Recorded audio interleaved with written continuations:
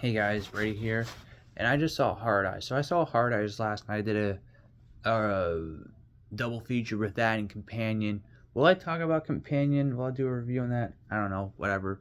But let's just talk about Hard Eyes.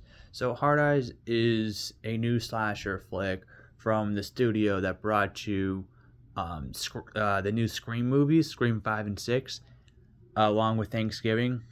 With that being said, I think Skydance, no, not Skydance, Spyglass. Um, I think they're gonna become the new name in slasher because these three, well, four if you want to count the two Scream movies, but these last few like slasher flicks they made, Thanksgiving, Scream 5 and 6, and now this, pretty fun slasher flicks, and a lot better than what Blumhouse is doing with the Halloween franchise. Anyway, so Hard Eyes is about this serial killer who wears a mask with two heart eyes on them. That's why they call him the Hard Eyes Killer, and he goes around parts of like different cities in America, and on Valentine's Day he'll kill a bunch of couples, and that's pretty much it. The opening kill in the movie is a pretty good kill. It's sadly probably the one of the few good kills we get in the movie because the rest of the kills are just very not as grotesque and gory as the first. Well, technically the third kill, um, but um, still, the gory. I think the goriest kill is at the end, and that's not the killer killing someone. It's actually the protagonist of the movie killing the killer. Spoiler alert, but yeah. So yeah, Hard Eyes. So yeah, Hard Eyes follows Allie and what was the guy's name? Was his name Jay or something like that? I don't know. It was the guy from Scream 5 that played the brother. Anyway, so it follows Allie is like this failing ad executive.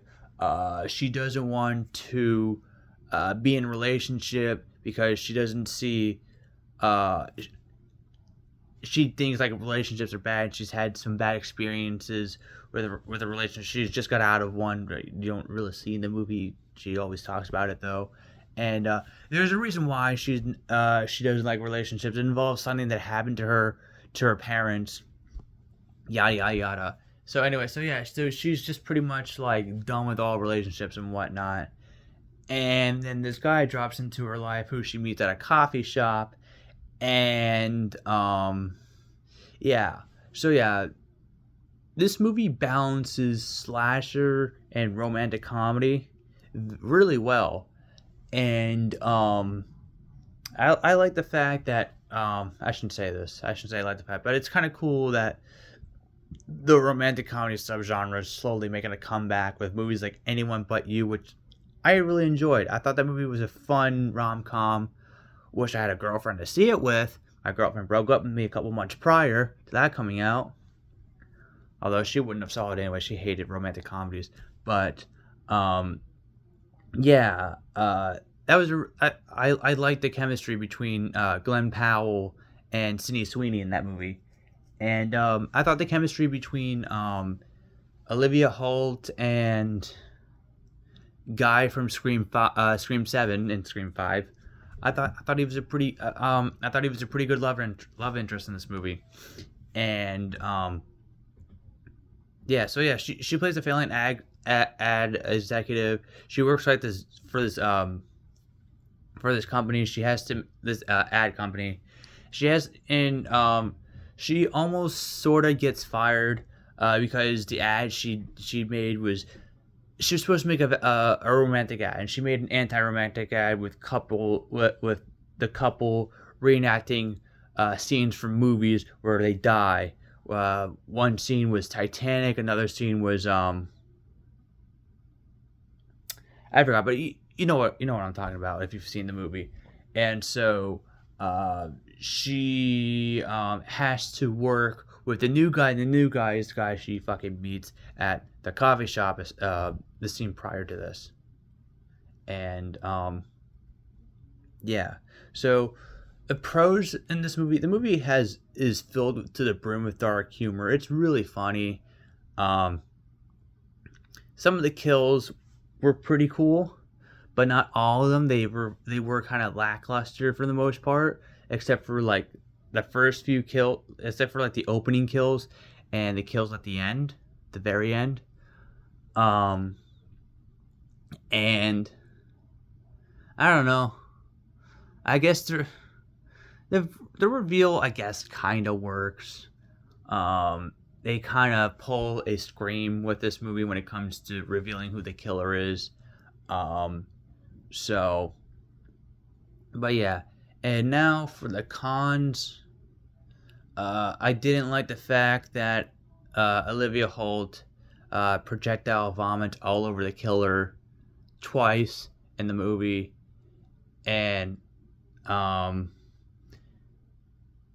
hold on, I forgot another pro in this movie. They make fun of woke liberal bullshit in this movie, which I thought was great. You don't really see that a lot. They poke fun at environmental activists and all that, and other stuff I can't name off the top of my head. But I thought it was pretty fun. I like that they actually went that direction and weren't afraid to poke fun at the left.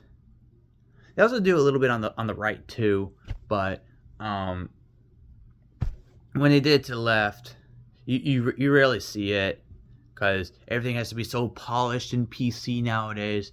But anyway, you don't want to offend people, but they found a way to balance it out a little bit in this movie. However, that brings me to my other con in the movie.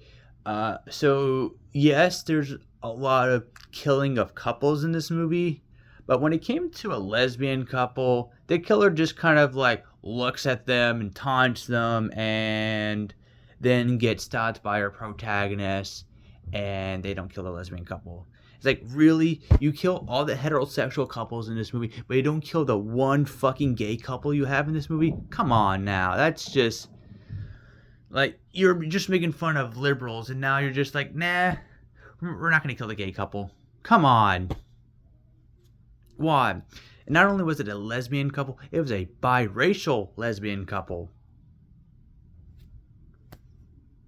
I didn't like that. I thought the movie kind of like lost his balls a little bit with that scene.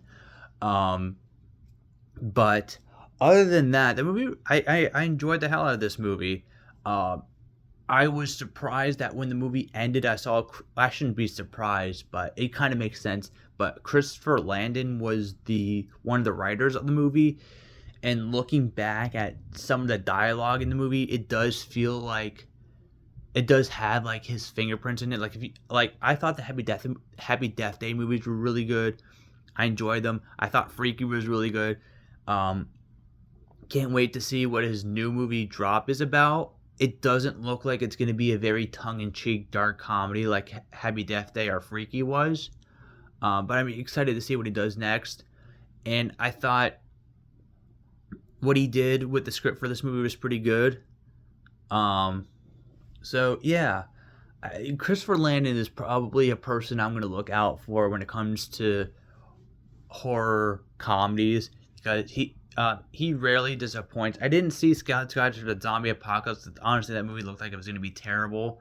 I feel like the mid 2010s, we got a barrage of like terrible zombie movies, and it almost became like a parody of zombie movies. And I grew up watching a lot of zombie movies. I grew up with Dawn of the Dead, Land of the Dead, and just Shaun of the Dead. I just grew up with so much of like George Romero's movies, and movies like Dead and Deader.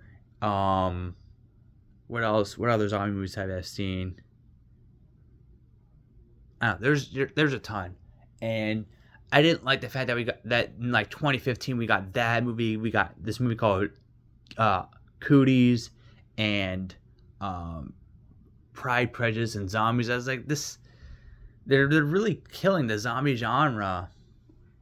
Anyway, sorry for the rant. But yeah, I don't care to see Scott's Guide to the Zombie Apocalypse. I probably never will see that movie, whatever.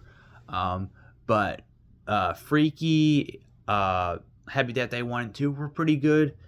Didn't see his Netflix movie because I don't like Netflix. Um, but oh yeah, and his was this his directorial debut? Marked Ones, Paranormal Activity, not Marked Ones. I didn't like that movie. Not, it didn't even feel like a Christopher Landon movie because it was like a very serious like ghost movie. It almost felt like a superhero ghost movie in a way. But surprised that Christopher Landon directed that considering his filmography afterwards. Um, so I'm gonna give Hard Eyes 3 stars out of 5. I do have to retract some stars because I don't like vomit, and I didn't like that they put that in the movie. Um, and some of the lackluster kills. Other than that, I think Hard Eyes is a pretty fun slasher flick. If you haven't seen it, go see it this weekend. Make sure you take a loved ones, and hopefully the killer doesn't fucking find you in a theater and kill you afterwards.